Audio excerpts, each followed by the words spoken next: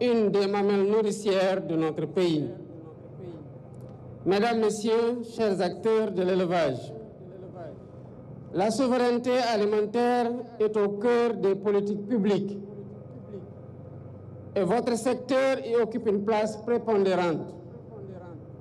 C'est pourquoi je me réjouis du choix du thème de la présente édition, à savoir valorisation des produits d'origine animale, un stimulateur pour la souveraineté alimentaire. La filière des produits d'origine animale englobe de réelles potentialités si toute la chaîne de valeur qui s'y rapporte est bien exploitée. C'est dans cet esprit que j'ai suivi avec beaucoup d'intérêt les interventions de vos représentants qui se sont succédés.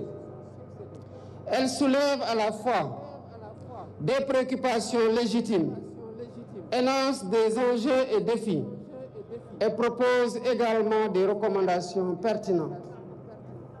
Je vous ai bien entendu, je vous ai bien compris. En tant que natif du monde rural, je suis au fait des défis et enjeux du secteur primaire et vous pouvez être assuré de ma sensibilité toute particulière sur ces questions. Mesdames, Messieurs, la production animale a généré dans notre pays, durant l'année 2023, près de 847 milliards de francs CFA, témoignant ainsi de la vitalité de ce sous-secteur où des résultats importants ont été obtenus grâce aux efforts consentis. Toutefois, le déficit commercial de notre pays en produits d'origine animale demeure considérable. Rien que pour le lait et les produits laitiers, les importations sont évaluées à 126 milliards de francs CFA. Et vous conviendrez avec moi que ce système d'approvisionnement en produits alimentaires basé sur les importations n'est pas soutenable.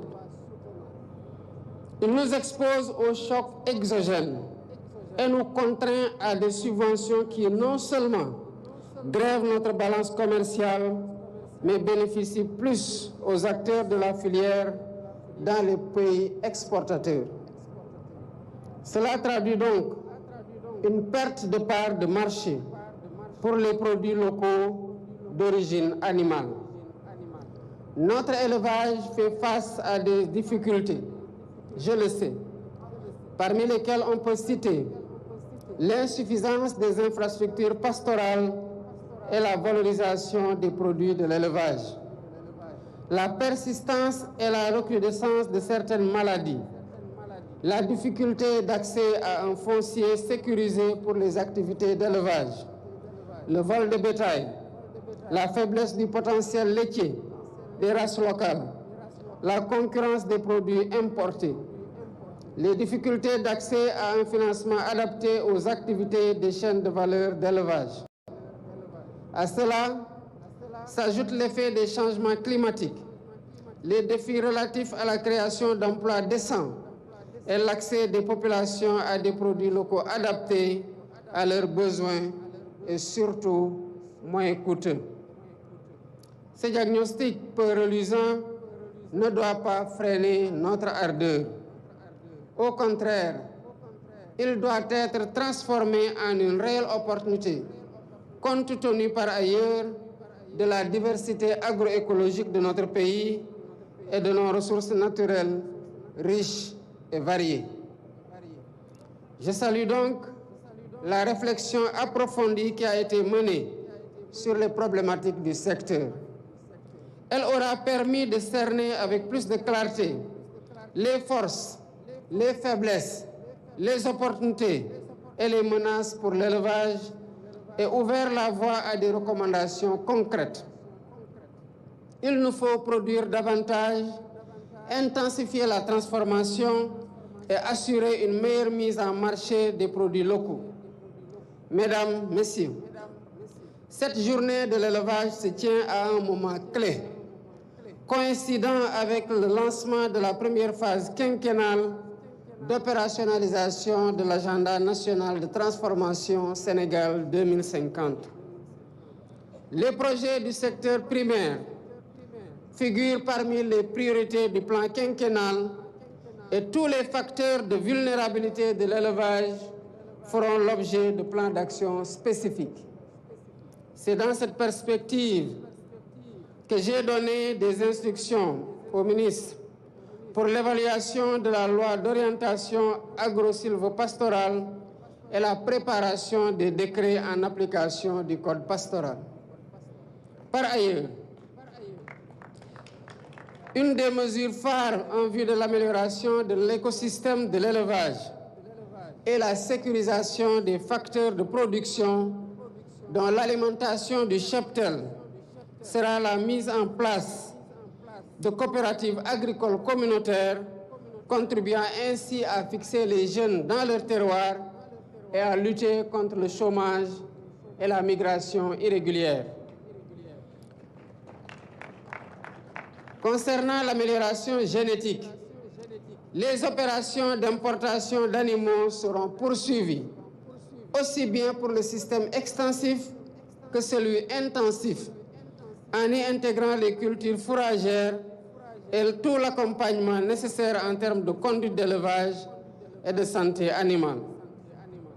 Pour autant, la préservation de la rusticité des races locales demeure un pilier essentiel. Quant au vol de bétail, il constitue un fléau qu'il convient d'éradiquer urgemment. C'est pourquoi j'ai instruit Monsieur le Premier ministre d'organiser dans les meilleurs délais, en relation avec les ministères et tous les acteurs concernés, une concertation nationale sur le vol de bétail au fin de s'accorder sur une feuille de route consensuelle qui tiendra compte de la dimension holistique de la lutte contre ces désastres.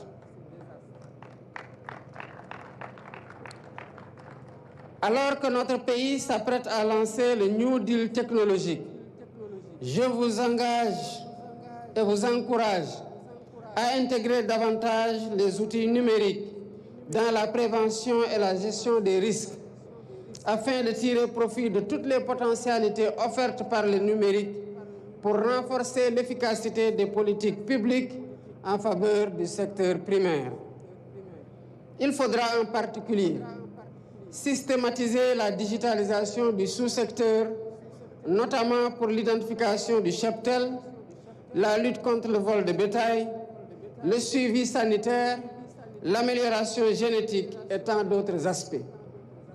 Par ailleurs, les organisations professionnelles d'élevage et le secteur privé sont appelés à jouer un rôle central pour rendre compétitifs les produits en veillant à la durabilité des systèmes productifs et à la prise en compte des besoins des consommateurs.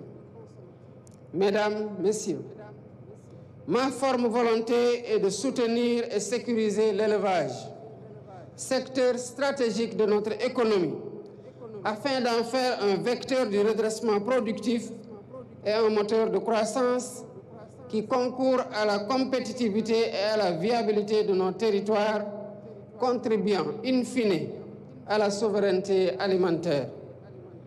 La politique du gouvernement sera donc résolument orientée vers la diversification des filières soutenues par des interventions axées sur l'innovation, la qualité et la création de la valeur, en somme, toute une dynamique ancrée au niveau des pôles territoires qui seront mises en valeur à travers les appellations d'origine contrôlée et la promotion du Made in Sénégal. Pour cela, nous devons veiller à la gestion optimale de nos ressources naturelles, à la préservation de la biodiversité et à la protection de notre agriculture. La sanctuarisation des terres agricoles et pastorales fera l'objet d'une attention particulière avec, au besoin, le recours aux moyens appropriés, notamment juridiques, et les dispositions seront prises pour un soutien accru aux initiatives contribuant à la maîtrise des coûts de production et à la mise en place d'industries performantes. C'est là le fondement de la stratégie de souveraineté alimentaire, élaborée par le ministère en charge de l'agriculture, de la souveraineté alimentaire et de l'élevage, visant à fédérer tous les acteurs, agriculteurs, éleveurs, les transformateurs, les distributeurs de produits animaux et d'intrants, ainsi que les banques et les pouvoirs publics, pour une action coordonnée et efficace. Mesdames, Messieurs, chers éleveurs et transformateurs, distributeurs et autres acteurs de l'élevage, le développement durable des productions animales constitue un enjeu de taille pour notre pays. Cette ambition est à notre portée au regard de tous les atouts dont nous disposons. Matières premières locales exploitables, savoir-faire des éleveurs, compétences dans le domaine de la génétique, de la transformation, de la recherche, de l'innovation et un lien fort avec les territoires. Dans cet élan collectif, la recherche pour faire émerger des solutions innovantes, la formation des acteurs en seront les clés de voûte. Et c'est le lieu de réitérer le rôle crucial des organisations professionnelles, du secteur privé et de la société civile. J'adresse mes vifs remerciements aux partenaires techniques et financiers du Sénégal qui ont accepté de soutenir les nouvelles orientations définies pour le redressement de notre économie, la création d'emplois, l'amélioration de la performance des secteurs productifs, un développement territorial équilibré et une gouvernance vertueuse. Je félicite le ministre de l'Agriculture, de la Souveraineté alimentaire et de l'Élevage, M. Mabouba Diagne, le secrétaire d'État aux coopératives et à l'encadrement paysan, M. Alphaba, et tous les membres du comité d'organisation pour la réussite de cette édition de la Journée nationale de l'élevage. Chers éleveurs, Mesdames, Messieurs, pour finir, je voudrais réaffirmer qu'en unissant nos forces, nous pouvons transformer l'élevage au Sénégal en un véritable modèle de réussite et contribuer ainsi à l'édification d'un Sénégal prospère, pleinement conscient de ses capacités et de ses responsabilités. Bonne journée de l'élevage à toutes et à tous. Merci de votre attention.